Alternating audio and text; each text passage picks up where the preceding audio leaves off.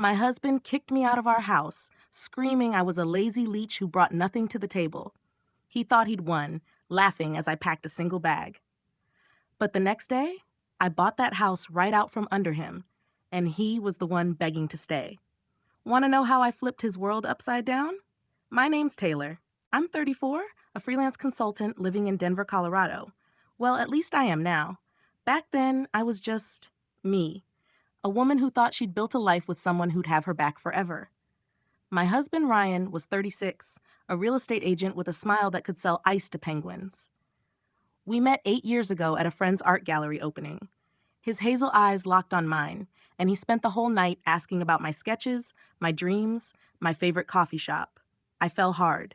We got married 3 years later, moved into a cozy craftsman house in the suburbs. Hardwood floors, a big backyard for the dog we never got, and a porch swing where we'd sip wine and talk about forever. I was a graphic designer then, freelancing for small businesses, pulling late nights to meet deadlines.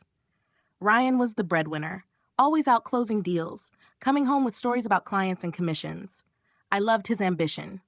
I loved us. Life wasn't perfect, but it was ours. I'd make him pancakes on Sundays, and he'd leave me Post-it notes with goofy hearts on my laptop. We'd binge true crime shows, argue about who'd survive a zombie apocalypse. I thought we were a team, you know? Solid, unbreakable. My sister Mia used to say we were that couple everyone envied. She was 29, my best friend, always crashing at our place with takeout and gossip. Everything felt right, like the calm before a storm you never see coming. It started 6 months ago. I'd been freelancing less, taking a break to recharge after a brutal project burned me out. Ryan didn't mind, at least that's what he said. "Take your time, babe," he'd murmur, kissing my forehead. "We're good." I believed him. I trusted him. Big mistake. One night, I was sprawled on the couch, sketching ideas for a new logo, when Ryan came home late, tie loose, eyes cold. He tossed his keys on the counter, louder than usual. I looked up, smiled. "Rough day?" I asked. He didn't answer, just stood there staring at me like I was a stranger. "Taylor," he said finally, voice flat, "we need to talk." My stomach twisted. Those words never mean anything good, do they? I sat up, pencil still in my hand. "What's wrong?" He paced, then stopped, hands on his hips. "I'm done carrying you." His words hit like a slap. "Carrying me?" I echoed, confused. He snorted, eyes narrowing. "Yeah, you sit around all day, doodling, contributing nothing. I pay the mortgage, the bills, everything. What do you even do?" I froze. My mouth opened, but no words came. I'd been hustling for years, paying half that mortgage until recently. I'd cooked, cleaned, supported his late nights, his stress, and now, this? "Ryan," I said, voice shaking, "I'm just taking a break. You know that." "A break?" he spat, stepping closer. "You're a freeloader, Taylor. I'm sick of it." My chest tightened. I stood, hands trembling, trying to stay calm. "I've always pulled my weight," I said. "You're twisting this." He laughed, a sharp, cruel sound. "Twisting? Look at you, no job, no plan, just leeching off me." He gestured at my sketch pad like it was trash. "That's not a career. It's a hobby." Tears stung my eyes, but I blinked them back. I wanted to scream, to remind him of every late-night project I'd finished, every time I'd cheered him on. But his face, hard, unrecognizable, stopped me. "Get out," he said, pointing at the door. "I want you gone by tomorrow." I stared, heart pounding. "You're kicking me out? Of our house?" He shrugged, cold as stone. "My name's on the deed. My money paid for it. Pack your stuff." That night, I barely slept. I sat on our bed, my bed, staring at the life we'd built. Photos on the nightstand, my books on the shelf, our initials carved in the porch swing. And he wanted me gone? Like I was nothing? Morning came too fast. Ryan was already gone, probably off to some important client meeting. I stood in the kitchen, coffee cold in my hands, replaying his words. Freeloader. Leech. They burned, cutting deeper each time.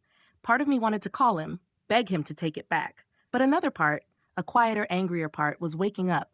I called Mia. "He did what?" She yelled through the phone, her voice shaking with rage. "That jerk's lost his mind. Come stay with me." I hesitated. Leaving felt like admitting he was right, like I was nothing. But staying, that wasn't an option either. I packed a single duffel bag, clothes, my laptop, a few sketches. My hands shook as I zipped it up. The house felt like a stranger's now, every corner mocking me. I stepped onto the porch, the swing creaking in the wind. I didn't look back. At Mia's apartment, I crashed on her couch, staring at the ceiling. "What do I do?" I whispered to her that night, voice breaking. She squeezed my hand. "You fight," she said. "Not for him, for you." Her words stuck, like a spark in the dark. Days turned into weeks. Ryan didn't call, didn't text. I heard through a mutual friend he was telling people I'd given up on our marriage, painting himself as the victim. It stung, but it also lit a fire. I wasn't going to let him rewrite my story. I started digging, quietly. Ryan worked for a real estate firm, but I'd always stayed out of his business. Not anymore. I remembered snippets, deals he'd bragged about, clients he'd mentioned. Something felt off. Why was he so quick to kick me out? What was he hiding? One night, I logged into an old joint account we'd used for bills. My heart raced as I scrolled through transactions. There it was, a withdrawal, $10,000, labeled consulting fee. But Ryan didn't consult. I kept searching, finding more. Payments to an LLC I didn't recognize, emails he'd forwarded to our shared account by mistake. I called Mia again. "He's up to something," I told her, voice low. "I need to know what." She didn't hesitate. "I know a guy," she said. "Private investigator, expensive but good." I swallowed hard. This was it, crossing a line. But I was done playing the fool. "Do it," I said. The investigator's report came a week later. My hands trembled as I opened it.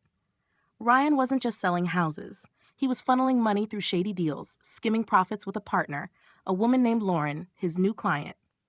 Photos showed them together, laughing at a bar, her hand on his arm. Not proof of an affair, but close enough. Worse, he'd leveraged our house in a deal with her firm, risking it in a speculative flip. I sat there, numb. He hadn't just kicked me out. He'd gambled our home, my home, for his own gain. And he thought I'd just disappear? No. That wasn't happening. I didn't confront him. Not yet. I had to be smart, not emotional. Mia connected me to her friend, Alex, a lawyer who specialized in real estate. I met him at a coffee shop, papers spread across the table. "Ryan's in deep," Alex said, scanning the investigator's report. "He's tied the house to a deal that's falling apart. The firm's desperate to sell it off." My jaw dropped. "Sell my house?" Alex nodded. "It's on the auction block already. Ryan's name's on the deed, so he thinks he's clear. But," he leaned forward, eyes glinting. "There's a way to turn this around," I listened, heart pounding, as he laid it out.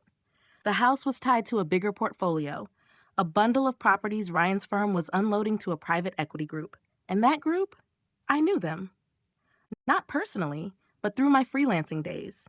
I'd done branding for their parent company years ago. And here's the kicker. I'd kept shares in their startup as payment, shares I'd forgotten about, sitting in a dusty account. I dug through old emails that night, hands shaking. There it was. 2% equity, now worth a small fortune after their IPO. I wasn't just some broke freelancer. I was a silent stakeholder in the very group about to buy my house. Ryan had no idea. I called Alex the next morning. "Can we bid on the house?" I asked, voice steady. He laughed, a sharp, delighted sound. "Oh, we can do better than that." We moved fast. Alex worked his magic, leveraging my shares to get me a seat at the table. The auction was online, anonymous. I sat at Mia's kitchen counter, laptop glowing, watching bids climb. Ryan's firm was there, scrambling to offload the portfolio. I waited, pulse racing, until the final seconds. Then I dropped my bid, clean, precise, just enough to win the house. The confirmation email pinged at 2 a.m. I stared at it, hands shaking. The house was mine. Not Ryan's. Mine. But I wasn't done. I wanted him to feel it. The next day, I drove to the house. Ryan was there, pacing the lawn, on the phone, probably begging his boss to explain why the deal tanked. I stepped out of my car, keys in hand, a folder tucked under my arm. He froze, eyes wide. "Taylor?" he stammered. "What are you doing here?" I smiled, slow and deliberate. "Oh, Ryan," I said, voice calm as ice. "I live here now." I held up the deed, my name, my signature, my victory. His face crumpled, mouth opening and closing like a fish. "What? How?" he choked out. I stepped closer, eyes locked on his.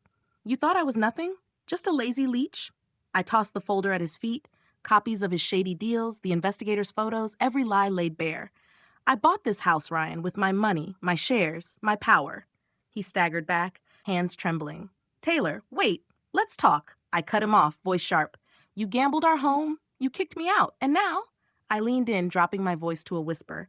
"You're the one with nothing." I turned, walked up my porch, and slammed the door in his face. Ryan didn't take it well. He stood on the lawn for an hour, yelling my name, banging on the door. Taylor, please, I messed up. I didn't open it. I sat inside, sipping coffee, watching him unravel through the blinds. Eventually, he left, tires screeching. Word spread fast. The investigator's report didn't stay private. Mia accidentally leaked it to a friend who worked at Ryan's firm. By Monday, he was fired. No severance, no excuses. Lauren, his partner in crime, cut ties, her own deals collapsing under scrutiny. Ryan's clients dropped him, his reputation trashed. I heard he moved into a cheap apartment downtown, alone. Mia threw a party at my house that weekend. We danced on the porch swing, music blasting, while neighbors whispered about that real estate guy who lost it all. Ryan texted me once, a pathetic, "Can we talk?" I didn't reply. I blocked him. The house felt different now. I painted the walls sage green, hung my sketches, made it mine. Every nail I hammered felt like a step away from him. He'd tried to erase me, but I'd rewritten the story. It's been 4 months since that day. I'm still in Denver, still consulting, but I'm different now, stronger. I don't sketch in the shadows anymore. I've started my own design firm, small but growing. Mia's my biggest cheerleader, always dragging me to new restaurants, new adventures. Some nights, I sit on that porch swing, wine in hand, and think about Ryan. Not with anger, not anymore. Just pity.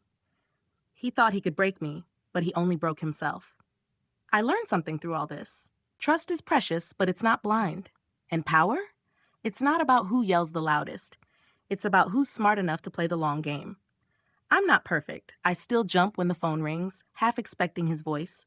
But I'm rebuilding, brick by brick. I choose me now, my dreams, my home, my life. So tell me, if someone tried to take everything from you, would you fight back? Would you let them win? Or would you flip the table and take it all? I know what I chose. What about you?